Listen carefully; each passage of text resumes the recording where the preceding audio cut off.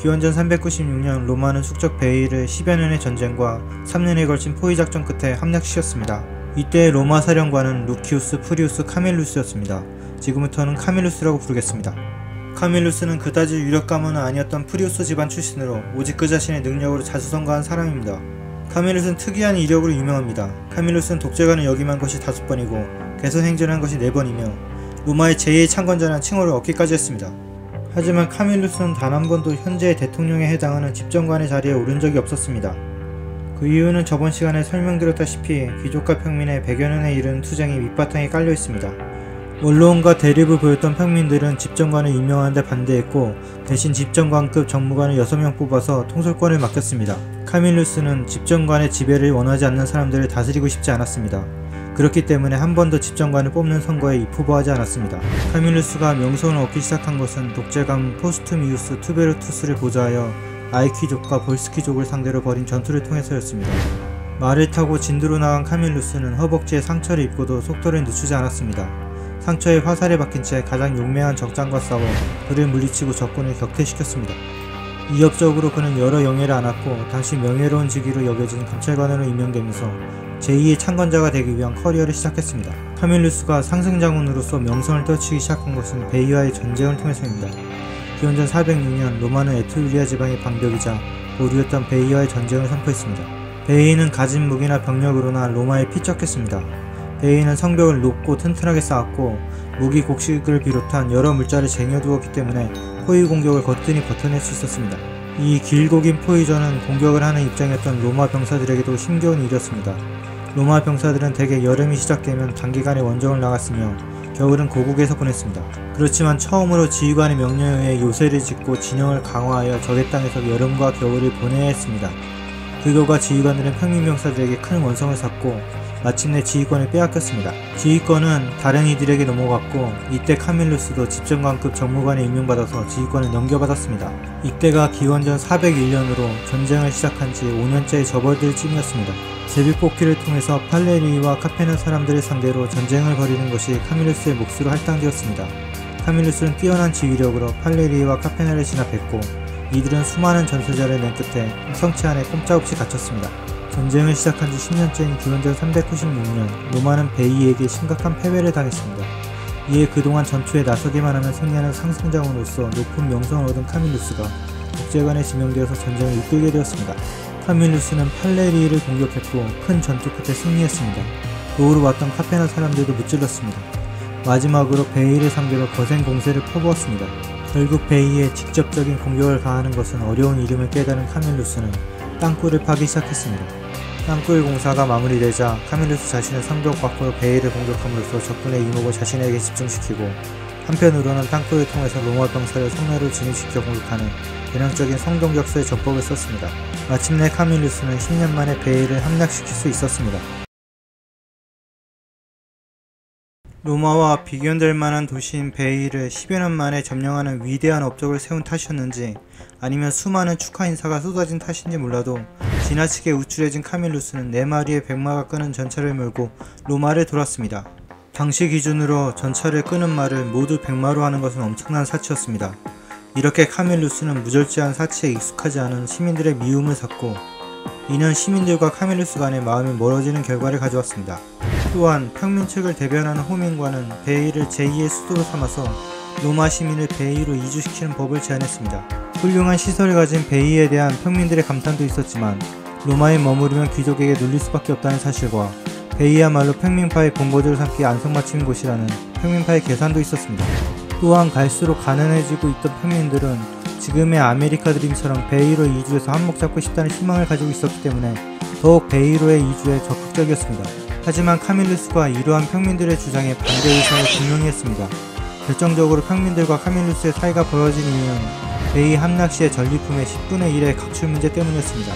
베이를 함락시키기 전에 카밀루스는 베이를 함락시킨다면 베이에서 얻은 전리품의 10분의 1을 델포이 신전에 봉헌하겠다고 맹세했습니다. 하지만 베이가 함락되고 병사들이 정신없이 베이를 약탈하면서 전리품을 챙기고 있을 때는 아무 말도 하지 않다가 뒤늦게 병사들에게 전리품의 10분의 1을 델포이 신전에 봉헌하기 위해서 다시 내놓으라고 했습니다. 병사들은 전리품의 10분의 1을 다시 내놓긴 했지만 대부분 하루 벌어 하루 먹고 사는 처지였던 일반 병사들은 이 일로 카밀루스를 미워하게 되었습니다. 이런 상황에서 팔레리와의 전쟁이 발생했습니다. 카밀루스는 지적관그 정무관으로 다시 뽑혀서 전쟁을 지휘하게 되었습니다. 카밀루스의 군대는 팔레리로 진격해서 팔레리를 포위했습니다. 이러한 상황에서 팔레리에서 교사 생활하는 아무데가 학생들을 데리고 성벽 밖으로 나와서 로마의 전초 부대로 들어왔습니다.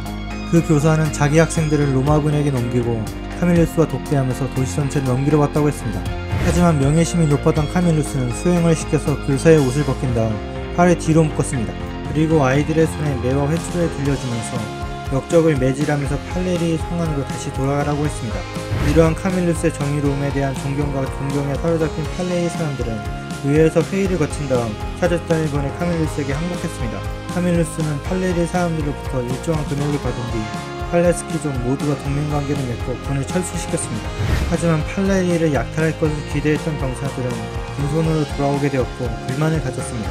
결국 루키우스 아플레이우스라는 호민관이 카밀루스를 에투르리아로부터 약탈한 전리품을 횡령한 혐의로 고소했습니다. 평민들이 무조건 자신에게 유죄를 선포할 것임을 직감한 카밀루스는 아내와 아들 루키우스와 함께 아르데아로 망명했습니다. 결과적으로 그의 부재에도 불구하고 평민 측은 그에게 15,000 아스에 달하는 벌금형을 선포했습니다. 카밀루스의 판단이 옳았다는 것이 증명된 것입니다. 기원전 390년의 어느 날 마르쿠스 카이디키우스라는 평민이 길을 걸어가는데 뒤에서 누군가가 불렀습니다. 카이디키우스는 뒤를 돌아보았지만 아무도 없었습니다.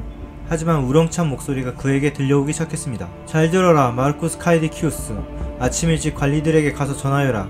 곧 갈리아 사람들이 들이닥칠 것이다. 갈리아족은 고대 현재 프랑스와 이탈리아 북부, 스위스, 오스트리아, 독일 남부에서 세력을 가졌던 민족입니다.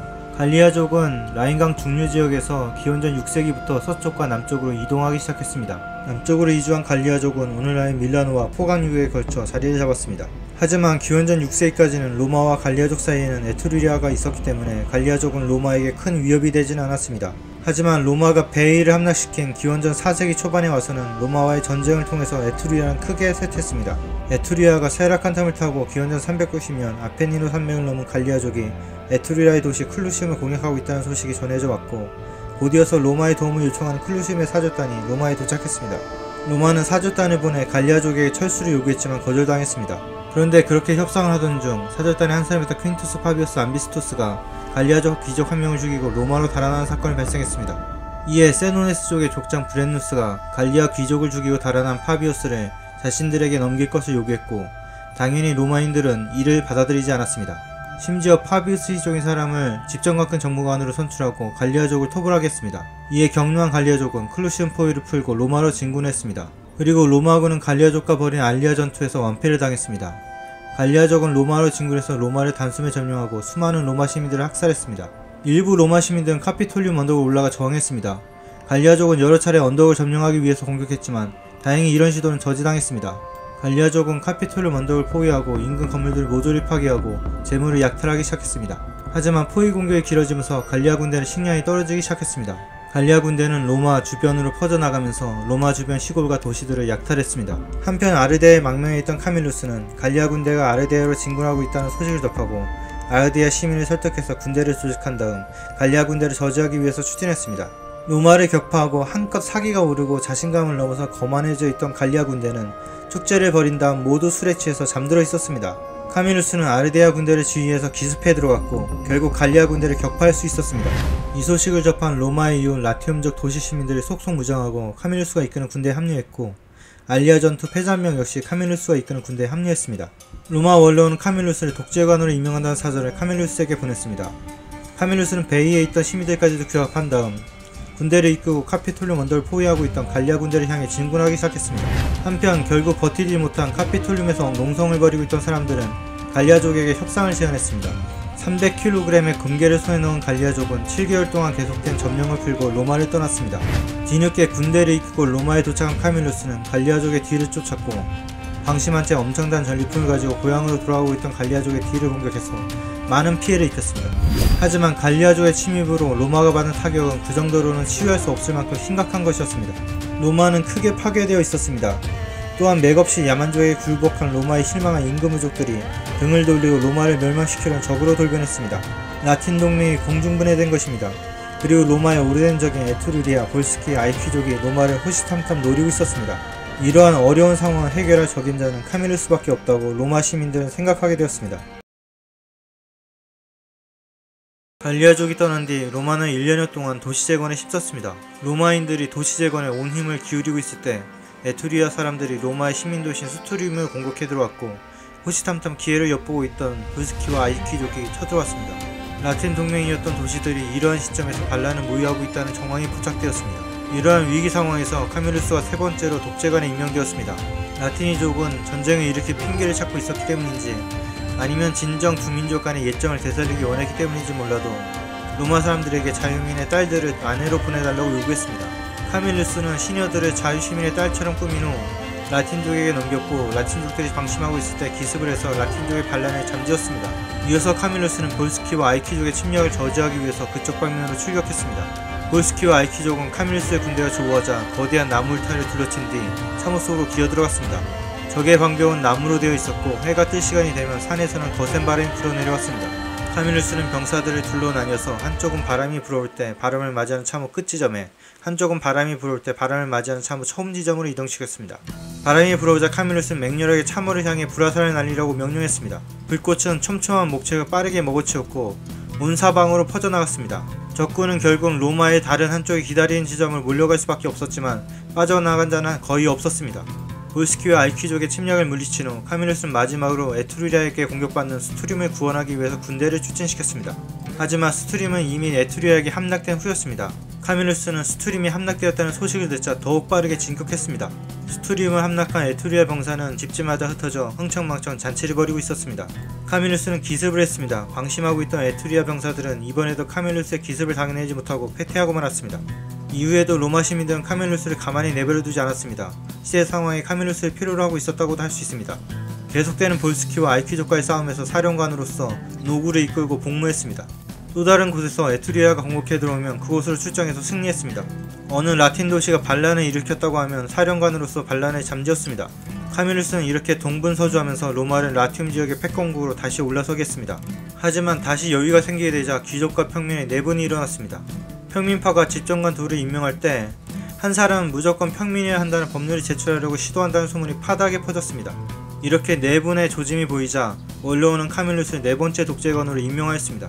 귀족파였던 카밀루스는 호민관들이 법안을 발의하려는 날짜를 알아내어서 그날을 시민 소집일로 선언하였고 포름에 있던 이들을 마르슬판을 불러들였으며 따르지 않는 이들에게 무거운 세금을 징수하겠다고 협박해서 호민간의 법안 발의 시도를 무력화시켰습니다.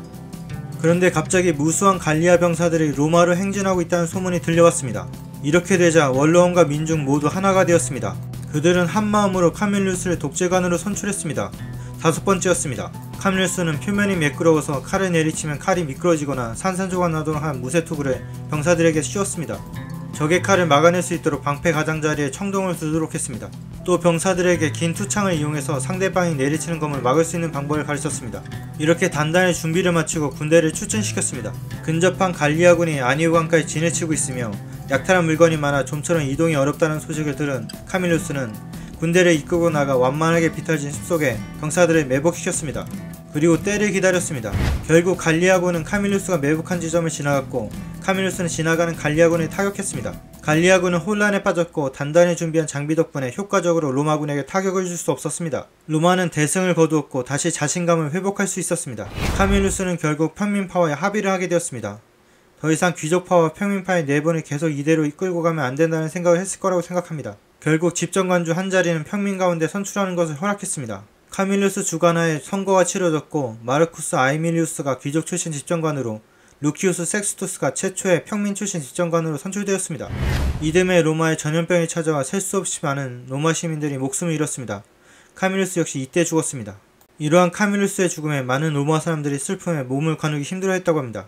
다음 시간에는 카밀루스가 사망한 다음부터 포에니 전쟁 전까지의 로마의 이탈리아 통일에 대해서 이야기해드리겠습니다. 제 이야기가 재미있으셨다면 좋아요와 구독 부탁드립니다. 시청해주셔서 감사합니다.